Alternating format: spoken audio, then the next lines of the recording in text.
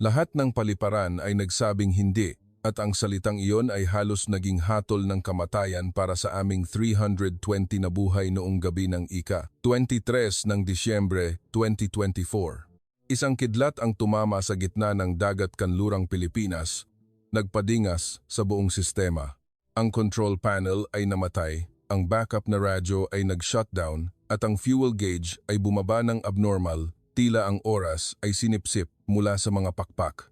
Si Iino Rene, ang head flight attendant, ay naglakad sa dilim at pag-iyak ng mga bata.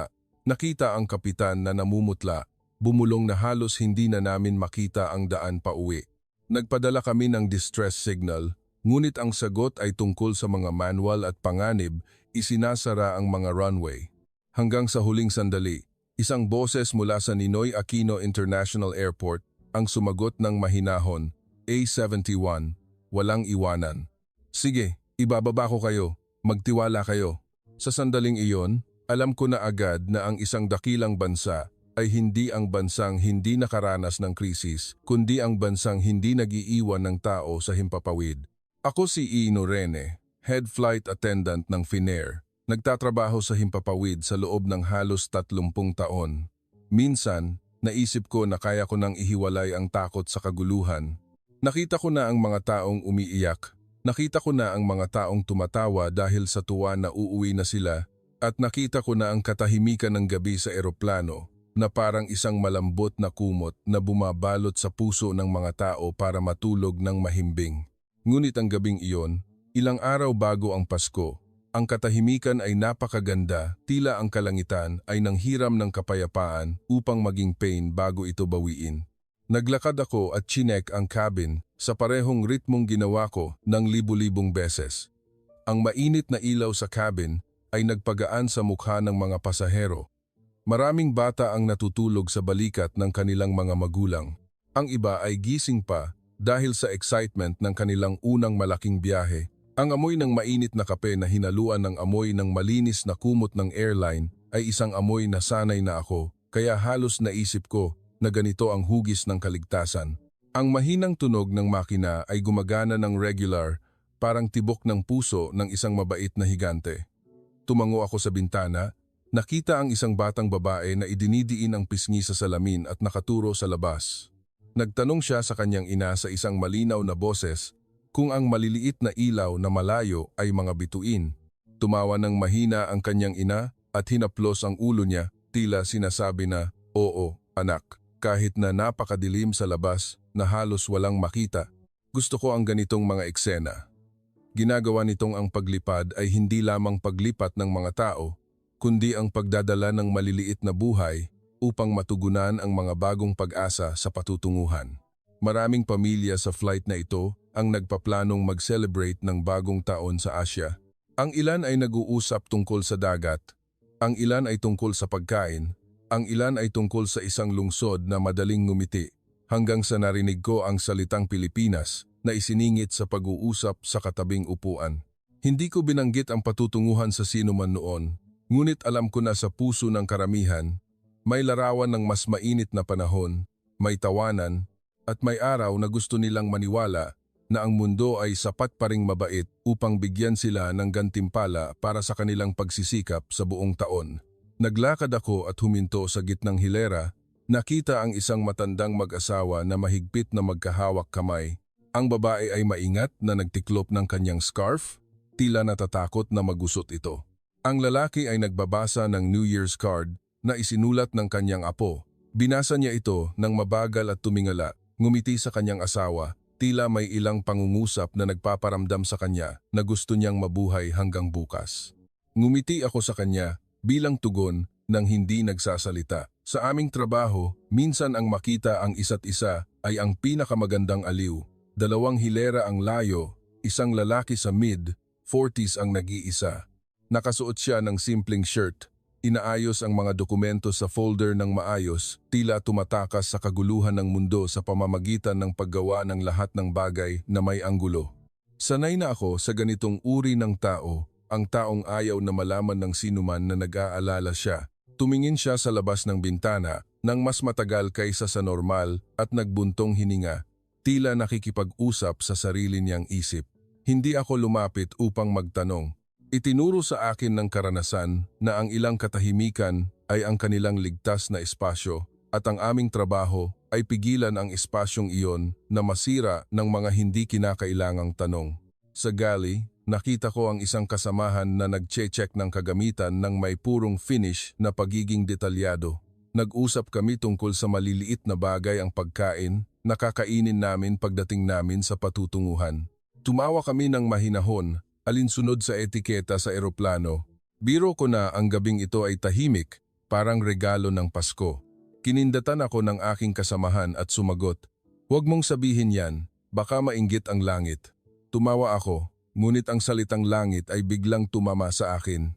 Minsan, ang mga taong nagtatrabaho sa himpapawid ay may hindi maipaliwanag na instinct.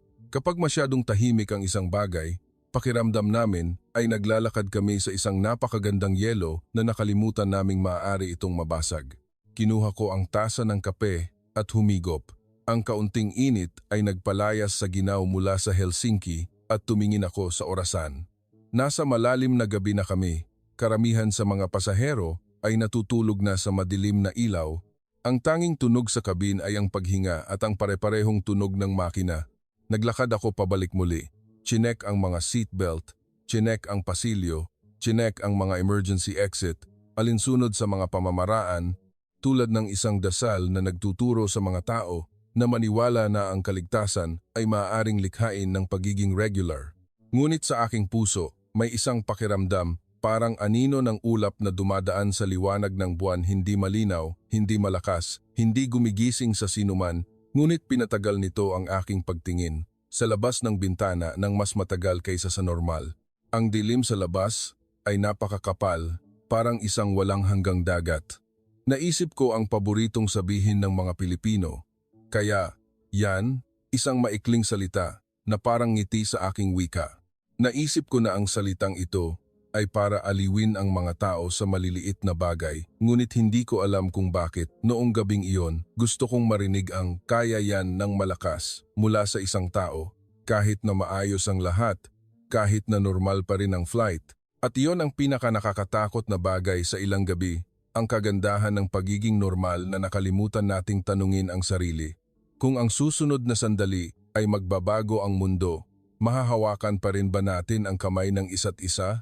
Maingat kong inilapag ang tasa ng kape, bumalik upang tingnan muli ang batang babae sa bintana. Tulog na siya, ang pisngi ay nakadikit pa rin sa salamin, tila nangangarap ng mga bituin na pinaniniwalaan niyang totoo. Tahimik akong ngumiti sa eksenang iyon, at sa parehong segundo may narinig akong tunog mula sa labas. Hindi malakas na ingay, hindi babala, kundi isang pakiramdam na parang ang hangin ay bahagyang humigpit. Parang huminto sa paghinga ang langit.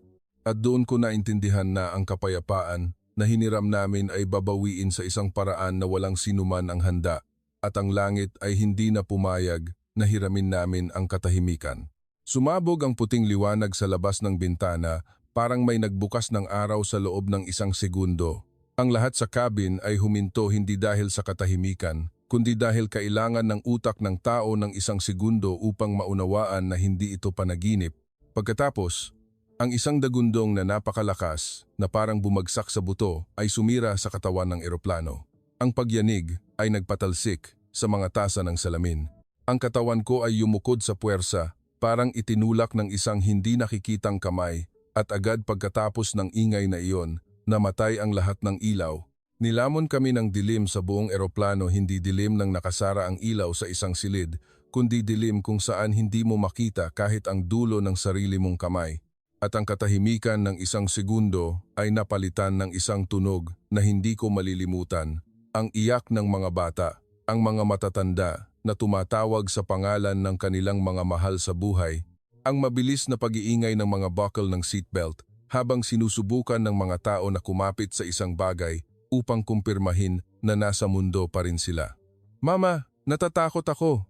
Ang matinis na boses ng batang babae ay nagmula sa hilera ng bintana na nginitian ko lang. At sa dilim na iyon, mas mabilis kumalat ang takot kaysa sa liwanag. Ang mga tao ay nagmamadaling tumayo. Ang hikbi ay humalo sa mga dasal. Hindi ko pinahintulutan ang puso ko na mawasak, dahil ang instinct ng isang taong nagtatrabaho sa himpapawid ay humila sa akin paitaas, kapalit ng takot. Kinuha ko ang cellphone ko, binuksan ang flashlight. Ang maliit na ilaw ay nanginginig sa aking palad, parang kandila sa malakas na hangin, ngunit ito ang simula ng kaayusan sa dagat ng kaguluhan. Sumigaw ako ng maikli, malinaw, tulad ng kung paano kami sinanay. Lahat, umupo, ikabit ang seatbelt, pakinggan ang cabin crew. Hindi dahil sigurado ako na ligtas kami, kundi dahil alam ko na kung manginig ang boses ko, manginginig din ang buong sistema. Lumingon ako sa aking kasamahan sa malapit sa galley, sinabi sa ilang salita, hatiin ang mga zone, bilangin ang mga hilera, check ang pasilyo, walang tatayo. At tumakbo ako sa pasilyo na puno ng mga anino ng tao at pag-iyak. Ang ilaw ng telepono ay nagliliwanag sa mukha ng mga pasahero ng paunti-unti.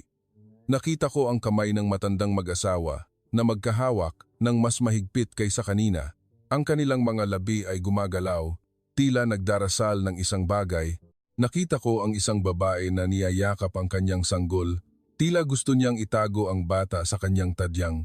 At nakita ko ang nag-iisang lalaki ang taong nag-ayos ng kanyang mga dokumento nang may anggulo na nakaupo ng napakatahimik, labag sa normal. Ang kanyang mga mata ay nakadilat, nakatingin sa dilim, tila nakikipagtawaran sa katotohanan. Hindi siya umiiyak, hindi gumagalaw. Ngunit nakita ko ang kanyang kamay na bahagyang nanginginig, parang papel na hinipan ng malamig na hangin. Yumuko ako malapit, sinabing maikli, ligtas po kayo, umupo lang po. Ikabit ng mahigpit ang seatbelt. Minsan, hindi kailangan ng tao ang mahabang aliw. Kailangan nila ng utos na nagpaparamdam sa kanila na may taong kumokontrol sa sitwasyon. Nagpatuloy ako. Chinek ang pasilyo upang tiyakin na walang hadlang, inutusan ang mga tao na bumalik sa kanilang mga upuan, sinabi sa kanila na yumuko kung kinakailangan. Narinig ko ang mabilis na paghinga sa maraming lugar, tila ang buong eroplano ay humihinga ng sabay-sabay gamit ang mga baga na natatakot. Kasabay nito, ang ilang emergency lights ay nagsimulang sumindi, isang malabong berdeng linya sa sahig ng pasilyo. Ang ilaw na iyon ay hindi maganda. Ngunit parang isang maliit na lubid na nagsasabi sa amin na mayroon pa ring ilang sistema na hindi patay. At alam ko na kailangan kong pumunta sa kung nasaan ang sagot, ang cockpit. Kumatok ako sa pinto ng mas malakas kaysa sa normal. Kapitan? Iino? Bumukas ang pinto kasabay ng mabigat na hininga mula sa loob. Ang tanawin ay nagpalamig sa akin. Ang control panel, na dapat ay puno ng ilaw at numero, ay madilim, parang libingan ng isang makina. Mayroon lamang ilang analog dial ang umiilaw nang mahina mula sa emergency battery. Taas, bilis, at direksyon lamang. Ang mukha ni Kapitan Marco ay namumutla, halos natunaw sa dilim. Ang pawis ay tumutulo sa kanyang sintido, kahit na malamig ang hangin. Sinabi niya sa isang mahinang boses na sinusubukan niyang hindi mabasag. Matinding tama. Maraming electronic system ang hindi tumutugon. Ang pangunahing sistema ay tila naputol. Ang co-pilot ay sinusubukang pindutin ang mga switch, nagche-check ng mga circuit, parang isang taong sumusubok na gisingin ang isang walang malay sa pamamagitan ng banayad na paghila. Ngunit ang makina ay hindi madaling magising. Dali-dali siyang lumingon at sinabi, ang fuel gauge ay nagbabago ng abnormal. May posibilidad na may tagas. Hindi pa nakumpirma, ngunit hindi ko gusto ito. Ang salitang tagas sa gitna ng gabi sa ibabaw ng dagat ay hindi lamang isang teknikal na salita. Ito ay oras na umaalis sa amin. Lumunok ako, pinilit na panatilihin ang boses ko. May maraming bata sa cabin. Nagsisimula ng matakot ang mga tao. Pipilitin ko silang umupo, ngunit kailangan namin silang sabihan ng isang bagay. Tumango ang kapitan. Kinuha niya ang mikropono. Sinubukan na magbigay ng anunsyo sa pamamagitan ng emergency system at lumingon upang hawakan ang radyo, parang kumakapit sa huling lubid. Kung buhay pa ang emergency radio, baka may makarinig sa amin. Nakita ko ang kanyang kamay na bahagyang nanginginig bago pindutin ang button, hindi nanginginig dahil hindi siya magaling, kundi nanginginig dahil alam niya na ang unang salita na lalabas ay maaaring ang pangungusap na magtatakda ng kapalaran ng 320 buhay. Tumayo ako sa likod niya sa dilim na iyon at agad na naintindihan na ang katapangan ay hindi ang hindi matakot. Ang katapangan ay ang pagtanggap na natatakot ka, ngunit ginagawa mo pa rin ang iyong tungkulin ng tama. At sa sandaling iyon, wala kaming karapatan na hayaang manalo ang takot. Mayroon kaming one karapatan lamang. Kumatok sa mundo gamit ang isang distress signal at umasa na may taong sasagot sa amin, hindi ng salitang manual, kundi ng salitang, "Halika na, tatanggapin ka namin." Pinindot muli ng kapitan ang mikropono. Ang tunog ng static sa radyo ay parang hininga ng mundo na hindi pa sumasagot. Ang lahat sa cockpit ay tahimik, kaya narinig ko ang sarili kong dugo na dumadaloy. Ipinadala ng kapitan ang kanyang kahilingan gamit ang pinakamalinaw na salita na magagawa niya. Sinasabi ang status, patay ang pangunahing sistema, abnormal ang fuel, at ang pangangailangan na lumapag agad. Mahigpit kong hinawakan ang gilid ng upuan hindi dahil sa pagyanig, kundi dahil alam ko na kung ang sagot ay hindi muli, ang takot sa kabin ay hindi na lang pag-iyak, ito ay magiging pagbagsak. Pagkatapos, ang sagot ay tumunog sa speaker, isang boses ng lalaki, malamig, magalang, at malayo na acknowledge ang sitwasyon. Ngunit masama ang panahon, mababa ang visibility. Ang procedure para sa pagtanggap ng eroplano na may sirang pangunahing sistema ay wala sa manual, at kung may insidente sa runway, may panganib na isara ang paliparan, mangyaring magpatuloy sa isang paliparan na mas handa. Ang mahabang pangungusap na iyon ay parang isang bakal na pinto na dahan-dahang isinasara sa aming mukha nang hindi sumisigaw. Nakita ko ang mga ugat ng kapitan na humigpit. Sinubukan niyang makipagtalo gamit ang dahilan ng tao, hindi ng manual. Mayroon kaming emergency patient. Hindi kami makapaghintay. Maaaring may tagas sa fuel. Humihingi kami ng pahintulot na lumapag ngayon. Ngunit ang parehong boses ay sumagot, parang nagbabasa mula sa isang papel. Pasensya na, hindi po namin kayo matatanggap. At ang katahimikan ay bumalik, mas mabigat kaysa dati. Sa sandaling iyon, naintindihan ko ang salitang iniiwan ng walang lupa na sasaluhan. Hindi ito pagmumura, hindi ito pagtataboy, kundi ito ay kapag ang kabilang panig ay ginagamit ang salitang kaligtasan ng sistema upang takpan ang buhay ng ibang tao at sinasabi na sila ay tama. Lumingon sa akin ang kapitan. Ang kanyang mga mata ay nagpapakita ng galit at sakit. Pinili nila ang panganib sa paliparan kaysa sa 320 buhay. Gusto kong makipagtalo, gusto kong sabihin na ang mundo ay dapat na mas maawain, ngunit tumango lang ako dahil ang katotohanan ay wala kaming oras upang makipagtalo sa mundo. Bumalik ako sa cabin dahil ang trabaho ko ay pigilan ang takot na lamunin ang buong eroplano. Madilim pa rin sa labas, ngunit ang berdeng emergency light sa sahig ay nagpaliwanag sa mga anino ng tao. Maraming pasahero ang tumingala agad nang dumaan ako. Ang kanilang mga mata ay nagtatanong ng walang salitang, ano ang nangyayari? Yumuko ako. Kinausap ang ina na mahigpit na niyakap ang kanyang anak. Umupo lang po. Ikabit ng mahigpit ang seatbelt. Naghahanap po kami ng paraan upang lumapag. Nagbigay ako ng katotohanan, ngunit pinili ko ang mga salita na parang naglalagay ng kumot, hindi itinatago ang katotohanan upang maging kasinungalingan at hindi binubuksan ang katotohanan upang maging kutsilyo. Nagpatuloy ako sa paglalakad, sinusuportahan ang mga taong sumusubok na tumayo upang bumalik sa kanilang mga upuan, at doon, tumakbo sa akin ang aking kasamahan. Nanginginig ang kanyang boses. Head, may isang pasahero na bumagsak. May diabetes siya. Mukhang tumigil sa paggana ang kagamitan niya. Ang salitang diabetes ay nagpabagsak sa aking loob dahil alam kong kapag nasira ang electronic equipment, hindi lang ito tungkol sa kaginhawaan. Ito ay tungkol sa buhay. Tumakbo kami sa gitna ng cabin. Nakita ang lalaki sa mid-40s na nakasandal sa upuan, namumutla, pawis na pawis. Ang asawa niya sa tabi niya ay mahigpit na nakahawak sa kanyang kamay, kaya puti ang kanyang mga buko. Paulit-ulit niyang tinawag ang pangalan niya, tila natatakot na kung titigil siya sa pagtawag, mawawala siya. Lumuhod ako, binuksan ang emergency first aid kit, kumuha ng sugar gel at inilagay sa kanyang labi. Pagkatapos ay nagsalita malapit sa kanyang tainga. Naririnig mo ba ako? Kung naririnig mo, igalaw ang daliri mo. Sa sandaling ang kanyang hintuturo ay bahagyang kumibot Halos umiyak ako dahil iyon ay isang senyales na mayroon pa kaming kaunting oras. Ngunit ang kaunting oras sa sitwasyong ito ay ang pinakamapanganib na salita.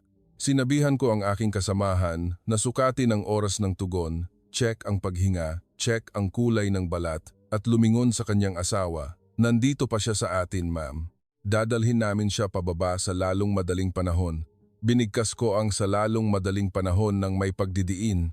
Kahit na alam ko sa puso ko na ang aming bilis ay ninakaw ng salitang hindi matatanggap mula sa istasyon ng radyo kanina.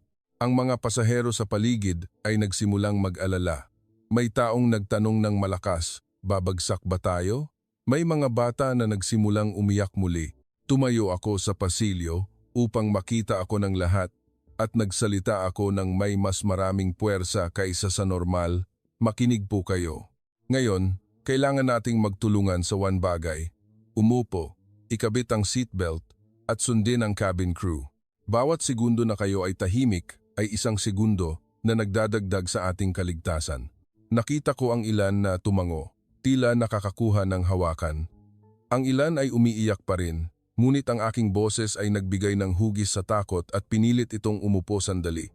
Pagkatapos, tumunog ang anunsyo ng kapitan sa pamamagitan ng emergency system. Direkta niyang sinabi na mayroon kaming malfunction dahil sa kidlat, humihingi ng emergency landing clearance at humiling na manatiling kalmado ang lahat. Ang salitang kalmado ay tila isang utos na lampas sa katotohanan sa ganitong gabi. Ngunit alam ko na kailangan ito dahil ang kapayapaan ang huling fuel na hindi tumagas. Bumalik ako sa cockpit muli. Ang kapitan ay iniikot ang dial ng radyo gamit ang kanyang nanginginig pa ring kamay. Sinabi niya sa co-pilot ng maikli, 100 na lang ang natitira, tawagan ang Pilipinas. Narinig ko ang pangalan ng bansang iyon at ang puso ko ay tumalon. Ang imahe ng kayayan na naisip ko kanina ay lumabas ng hindi ko namalayan. Pinindot ng kapitan ang transmission button gamit ang boses na tila nagtitiwala ng lahat ng kanyang buhay sa kabilang linya. Suvarnabh Humi, ito ang Flight A71, humihingi ng emergency landing clearance. Patay ang pangunahing sistema, abnormal ang fuel, may emergency patient. Tumunog muli ang static ng speaker. 1 segundo, 2 segundo, 3 segundo, nakasing haba ng 3 taon. Pagkatapos, isang boses ang tumunog ng malinaw, mahinahon, at mas mabigat kaysa sa lahat ng dilim. A71, acknowledged. Walang iwanan. I will bring you down. At sa sandaling iyon, alam ko na ang gabing ito ay hindi magtatapos sa salitang manual, kundi magtatapos sa salitang tao. Ang boses na tatanggapin namin kayo mula sa kabilang dulo ay hindi nagpawalang bisa sa problema, ngunit nagpawalang bisa sa kawalan ng pag-asa muna. At sa cockpit na iyon, ang pag-asa ay hindi aliw. Ito ay isang kasangkapan na nagpapatatag sa kamay ng tao upang hindi ito bumitiw sa control stick. Agad na nagsalita ang Filipino Air Traffic Controller gamit ang boses na mahinahon, parang isang taong nakatayo sa gitna ng bagyo at alam niyang kailangan siyang maging poste. Kailangan ko ang lahat ng working data ngayon. Mabilis na sumagot ang kapitan, parang isang taong naghihintay na may taong magtanong ng tamang tanong. Altitude, bilis at ilang basic gauge lang, sir. Ang pangunahing navigation system ay hindi tumutugon, patay ang gyro. Ang kabilang linya ay tahimik sa loob lamang ng 1 segundo bago sumagot ng matatag, naiintindihan. Gagawin namin ito ng blind. Kami ang magiging mata at tenga mo. Sundin mo ang mga utos ng hakbang-hakbang. Huwag kang magmadali. Huwag kang lalaktaw. Tumayo ako sa sulok ng cockpit. Nakita ang mga ugat ng kapitan na mahigpit sa lahat ng oras ay bahagyang lumuwag. Parang pinahintulutan lang ang kanyang katawan na huminga. Nagpatuloy ang Filipino controller. Nagko-coordinate kami ngayon upang magbukas ng shortcut. May limitadong fuel kayo, tama ba? Agad na sumagot ang co-pilot, opo, may posibilidad na tagas. Wala na kaming gaanong oras. Hindi nagtanong muli ang kabilang linya, hindi nagreklamo, hindi humingi ng dokumento. Sumagot lang siya, acknowledged. At narinig ko ang mahinang clack sa kabilang dulo ng frequency, tunog ng keyboard, tunog ng mga taong mabilis na nagsasalita sa Filipino, tunog na parang isang silid na nagigising hindi upang ayusin ang mga dokumento, kundi upang ayusin ang buhay. Hindi pa natatapos ang 2 minuto, bumalik ang kabilang linya, binuksan na namin ang espesyal na daanan. Nag-coordinate na kami sa mga kaukulang ahensya. Makukuha mo ang direktang daanan, babawasan nito ang oras ng mga 10 minuto. Nagulat ang kapitan, tila hindi makapaniwala. Espesyal na daanan, ngayon din? Oo, ngayon din, sumagot siya ng maikli. At idinagdag sa boses na hindi dramatiko ngunit mabigat. Inutusan namin ang ibang mga flight na maghintay sa mas mataas na altitude. Huwag kang mag-alala sa trapiko. Clearin namin ang kalangitan para sa iyo.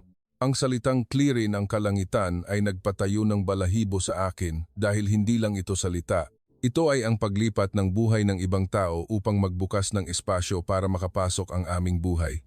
Matindi ang pagtango ng kapitan at sumagot, "Salamat po, sinusunod namin kayo." Pagkatapos, sinimulan ng Filipino controller ang isang bagay na hindi ko naisip na maririnig ko pa sa labas ng training room. Sa loob ng 30 segundo, simulan ang pagliko pakanan. Bibilangin ko ang oras para sa iyo. Mahigpit na hinawakan ng kapitan ang control stick. Ang kanyang kamay ay may mga ugat na nakaumbok, parang mga lubid na nagdadala ng bigat ng buong eroplano. Simulan ang pagliko ngayon, sinabi ng kabilang linya, at nagsimula siyang magbilang 1, 2, 3. Ang pagbilang na iyon ay hindi ritual, kundi isang kompas kapalit ng gyro. Dahil lang tumigil sa paggana ang instrumento sa direksyon, ang tanging paraan ay gamitin ang oras sa halip na ang anggulo ng pagliko sa pare-parehong bilis sa bawat segundo. Sir. Pagkatapos ilock ng kapitan ang control stick, agad na sinabi ng kabilang linya, "Magaling. Ngayon, bahagyang umayon sa kaliwa. I-correct sa kanan ng 2 degrees. Ang co-pilot ay hindi sinasadyang nagtanong ng tanong na naisip ko rin, 2 degrees ng walang gyro? Paano namin gagawin iyon? Hindi na inis ang Filipino controller. Nagpaliwanag siya, parang nakikipag-usap sa isang taong nanginginig ang kamay. Makikita mo ba ang bilis? Opo. Sige, gamitin ang pakiramdam. Itulak ang control stick sa kanan ng 1 buko ng daliri. Hawakan ng 3 segundo, pagkatapos ay bumalik sa gitna. Maingat na sumunod ang kapitan, parang nag-opera sa himpapawid. Ang 3 segundo na hinawakan niya ay parang tumagal ng 1 minuto. Pagkatapos, bumalik ang boses ng kabilang linya. "Tama, nasa linya ka na." Lumunok ako, iniisip na ito ay isang tao na nagsasalin ng radar at mga numero upang maging buko ng daliri at segundo. Dahil sa sitwasyong ito, ang pagiging detalyado ay hindi lang tungkol sa makina. Ang pagiging detalyado ay ang kakayahan ng isang tao na gawin itong magawa ng ibang tao. Sa pagitan nito, ang masamang balita ay hindi naghihintay.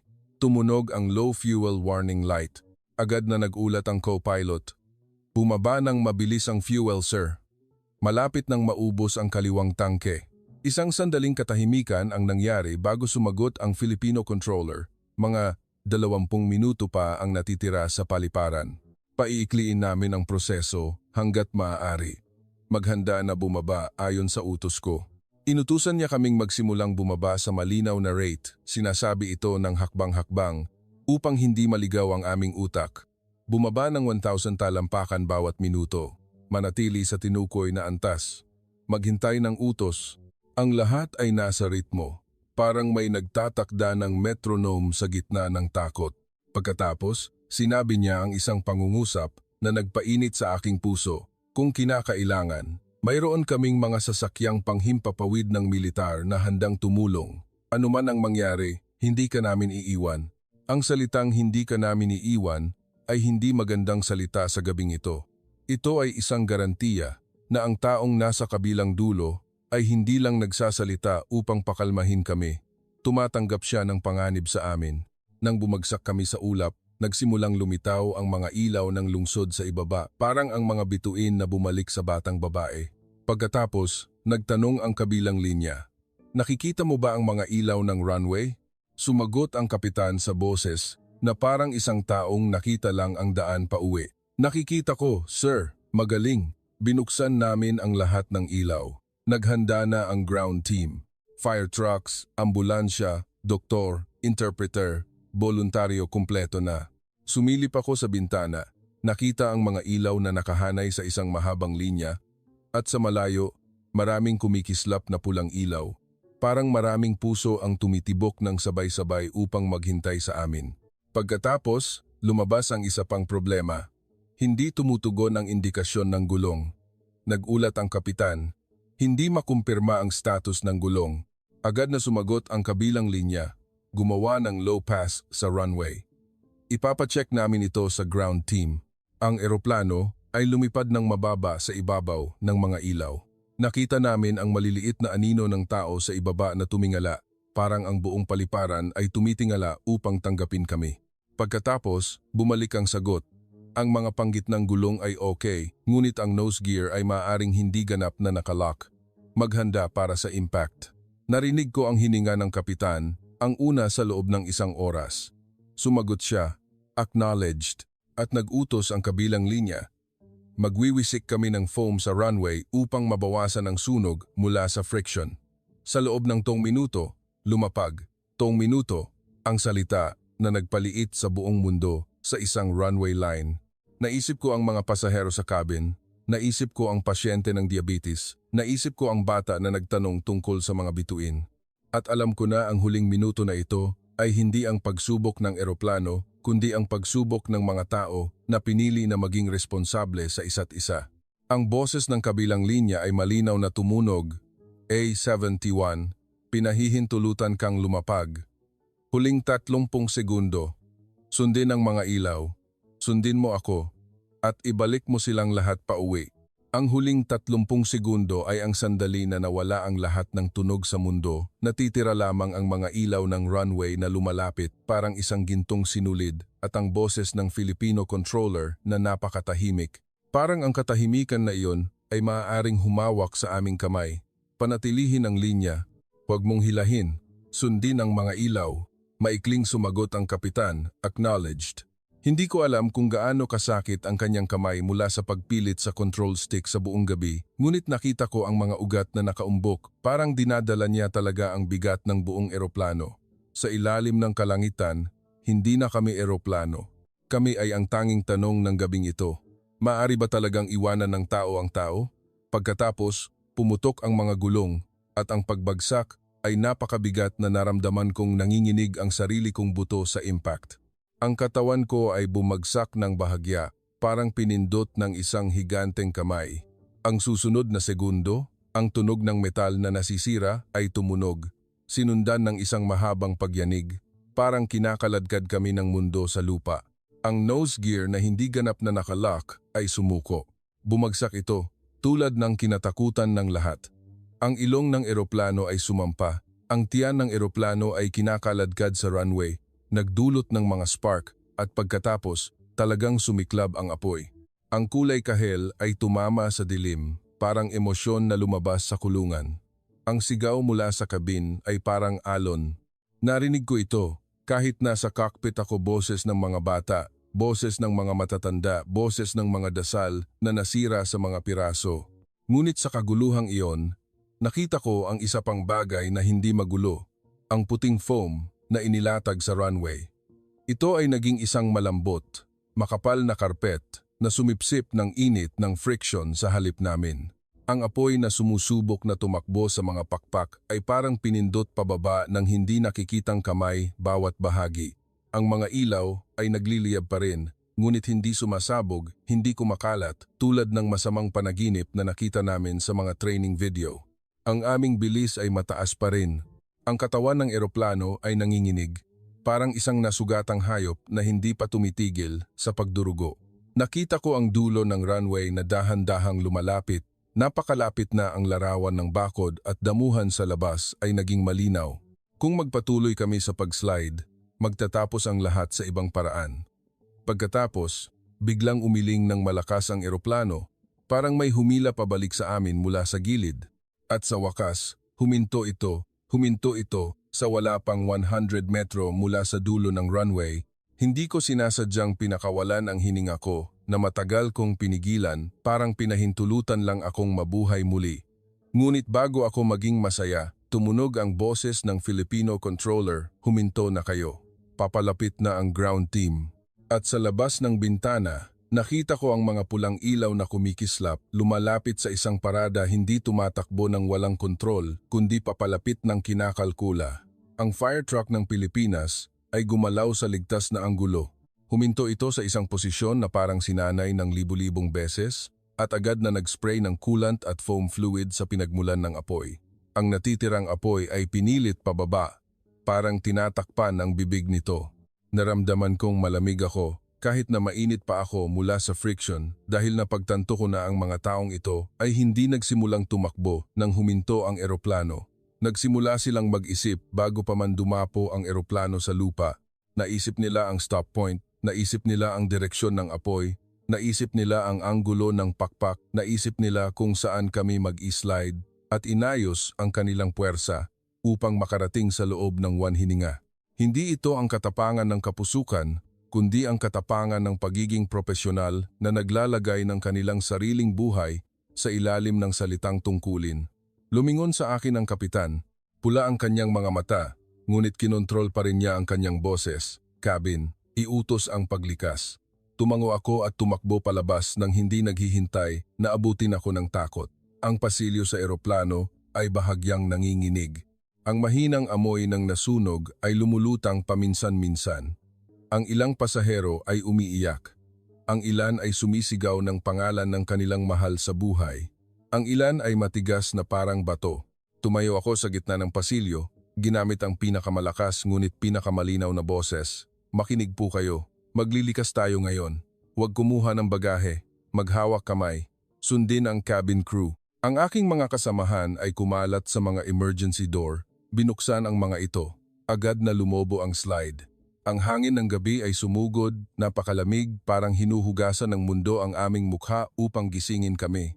At nakita ko sila ang mga Filipino rescue worker na nakatayo sa ilalim ng slide. Ang kanilang mga braso ay bukas, handang saluhin ang mga katawan na dumadaloy pababa mula sa takot patungo sa totoong lupa. Ang unang tao na bumaba ay tinanggap ng matatag. Ang pangalawa, ang pangatlo. Walang sinuman ang pinayagan na bumagsak ng walang kamay na sumasalo. Isang matandang babaeng pasahero ang nanginginig na nakatayo sa harap ng pinto. Tiningnan niya ang slide na parang nakatingin sa bangin.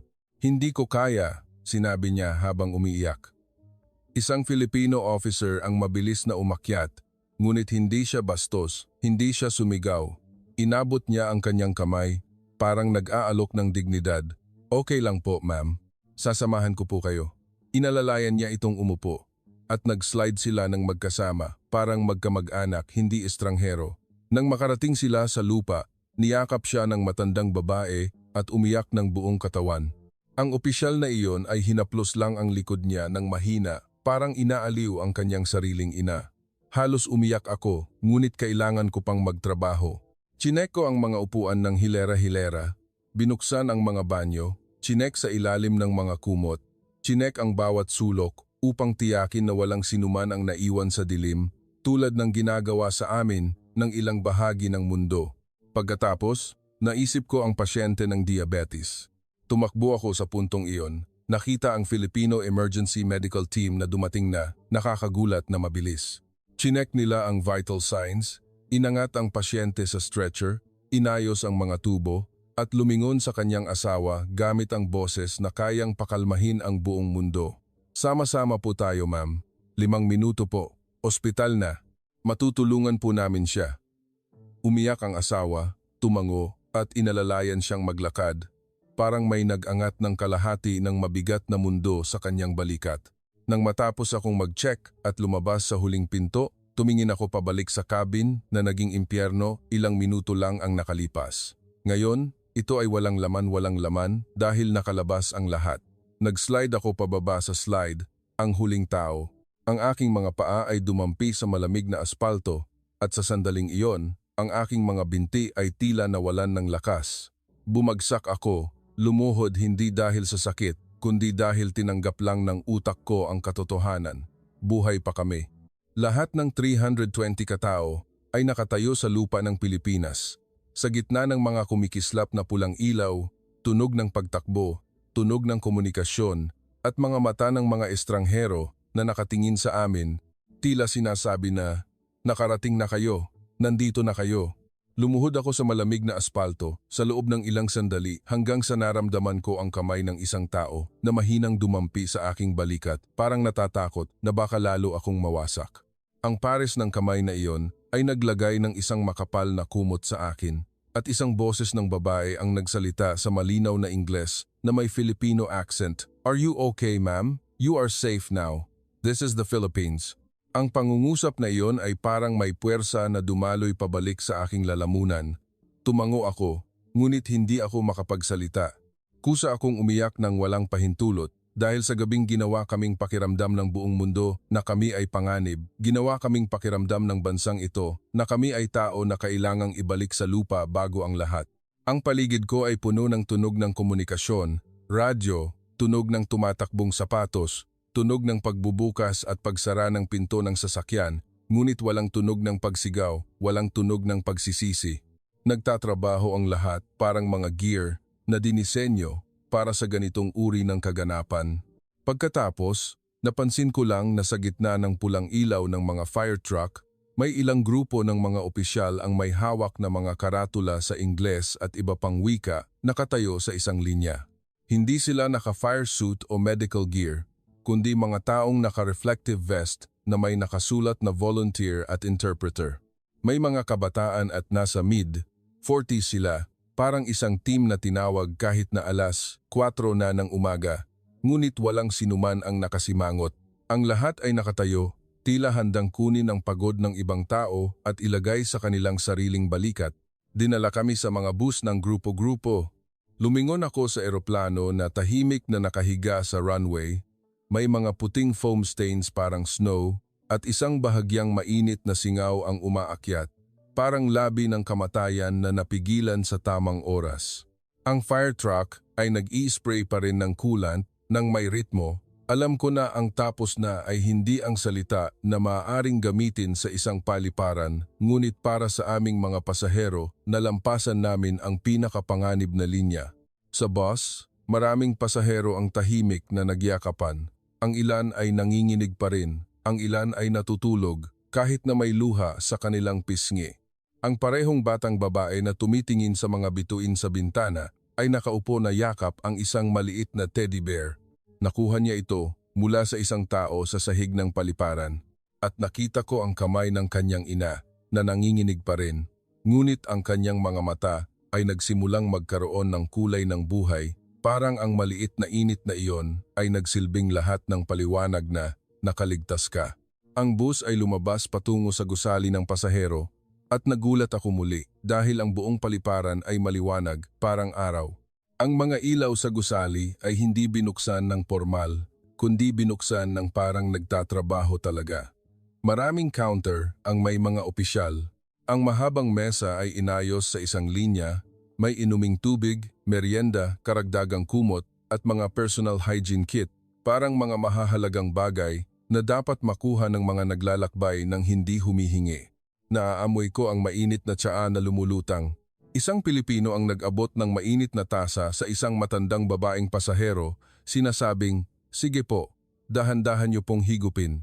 Hindi iyon utos." Parang salita na ginagamit ng mga miyembro ng pamilya sa isa't isa sa mahabang gabi na kailangan nilang lampasan ng magkasama. Pagdating ko sa isang sulok, nakita ko ang emergency medical area na itinakda. Ang mga folding bed ay nakahanay. Ang mga doktor at nurse ay nagche-check sa bawat tao ng mabilis ngunit detalyado. Ang tunog ng heart monitor ay tumunog sa isang ritmo, parang isa pang metronome na nagdadala ng mga taong may abnormal na tibok ng puso pabalik sa ayos. At ang bagay na nagpahinto sa akin ay isang Filipino officer ang lumapit sa akin at magalang na nagsalita. Ang lahat po ng cabin crew ay pasahero rin. Mangyaring magpa-check up muna po. Halos makipagtalo ako dahil sa aking ulo may instinct ako bilang cabin crew na kailangang unahin ang mga pasahero. Ngunit ang kanyang boses ay malambot at matatag sa parehong oras, parang isang taong nakikita ang halaga ng tungkulin. Ngunit hindi pinahihintulutan ang tungkulin na lamunin ang tao, kaya po naming alagaan ang mga pasahero. Magpahinga po muna kayo. Tumayo ako ng natulala. Parang napilitang tanggapin na tao rin ako na maaaring masaktan. Ang doktor ay naglagay ng benda sa aking kamay, pinunasan ang mga galos sa aking tuhod at nagtanong, "Nahihilo po ba kayo? Madali po bang huminga?" Bawat tanong ay parang nagpapatunay na hindi lang ako empleyado, kundi tao.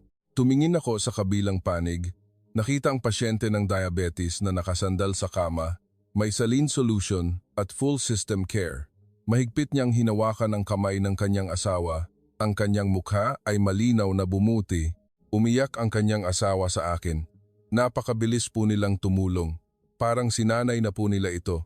Oo, ito ang naramdaman ko mula pa sa runway.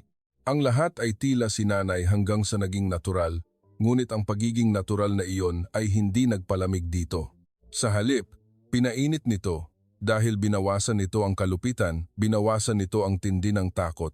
Pagkatapos, tumunog ang anunsyo sa Ingles at Filipino na nag-uulat na nagbigay sila ng libreng hotel sa lahat ng pasahero para sa unong gabi, kasama ang pagkain at mahahalagang gamit at iko-coordinate ang susunod na flight sa susunod na araw. Maraming pasahero ang nakanganga. Ako mismo ay parang tinanong ng isang tanong na bihirang itanong ng mundo, babayaran ba ng paliparan ang lahat? Lumapit ako sa isang opisyal sa malapit, maingat na nagtanong, sino po ang sasagot sa lahat ng gastos? Ngumiti siya ng mahina, tulad ng ngiti ng Pilipino na parang sinasabi na hindi ito dapat tanungin ngayon. Pag-uusapan po natin ang tungkol sa pera sa ibang pagkakataon. Kailangan munang magpahinga ng mga tao. Patulugin po muna natin ang lahat. Ang salitang kailangan munang magpahinga ng mga tao ay nagpaalala sa akin ng kabilang bansa na tumanggi lang sa amin gamit ang salitang panganib at regulasyon bilang kalasag. Hindi ko kinamumuhian ang batas, ngunit kinamumuhian ko ang araw na ginagamit ang batas bilang dahilan upang iwasan ang responsibilidad sa buhay. At sa parehong gabi, pinili ng bansang ito ang buhay muna bago isipin ang ibang bagay, hindi dahil hindi nila alam ang halaga, kundi dahil alam nila na ang buhay ay walang presyo upang pagtawaran. Nakita ko ang kapitan sa koridor. Nakatayo siya, nakatingin sa labas ng salamin, nakikita ang mga ilaw ng paliparan na maliwanag pa rin kahit na madaling araw na. Tumayo ako sa tabi niya ng tahimik bago nagtanong ng mahina, "Okay lang po ba kayo?" Ngumiti ang kapitan, isang pagod na ngiti. Halos buong buhay ko akong lumilipad, ngunit hindi ko pa nakita ang isang bansa na nagtatrabaho ng parang isang katawan tulad nito. Tumango ako dahil pareho ang naramdaman ko. Hindi lang ito tungkol sa galing ng paliparan, kundi ito ay isang sistema na konektado ng isang puso. At noong umaga, nang umalis kami sa hotel upang mag-almusal, nakita ko ang 320 pasahero na nagsisimulang tumawa muli.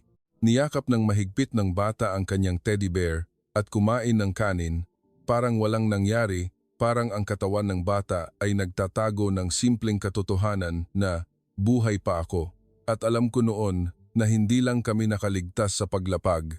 Nakaligtas kami dahil ginawa ng isang buong bansa ang salitang walang iwanan na totoo, hindi magagandang salita sa anumang manual. Kinabukasan, umalis kami. Bumalik kami upang tumayo sa departure hall. Ang lahat ng 320 katao ay kumpleto, parang isang mahimalang nahahawakan. Ngunit ang bagay na nagpatigil sa akin ay ang tanawin sa pinto ng pasukan, ang mga opisyal ng paliparan, ang medical team na halos hindi nakapagpahinga, at ang mga voluntaryong naka-reflective vest ay nakahanay ng tahimik, parang isang pamilya na naghahatid ng kamag-anak sa isang mahabang paglalakbay. Kumaway sila sa amin ng simple, ng walang malalaking salita. Mayroon lamang isang ngiti na nagsasabing, "Mabuti at buhay ka pa." Lumapit ako, yumuko sa paraang natutunan ko kagabi, at isang pangungusap lang ang nasabi ko, "Maraming salamat po talaga." Mula sa puso. Bahagyang tumawa ang isang voluntaryo. "Ingat po kayo sa inyong biyahe. Sana po, sa susunod, bumalik kayo sa Pilipinas para sa mas magandang dahilan." Ang salitang sa susunod ay nagpainit sa aking puso ng kakaiba, parang naniniwala siya na mayroon pa ring kinabukasan para sa amin. Bago sumakay sa eroplano, ipinakita sa akin ng kapitan ang isang maliit na sobre. Ito ay sulat kamay sa Ingles, maikli, mula sa air traffic controller noong gabing iyon. Sumulat siya na natakot din siya, at ito ang unang pagkakataon na ginawa niya ang ganoong paggabay sa labas ng training room. Nanginginig ang kanyang kamay nang binibilang niya ang mga segundo, ngunit ginawa niya ito dahil naniniwala siya na dapat mauna ang buhay ng tao.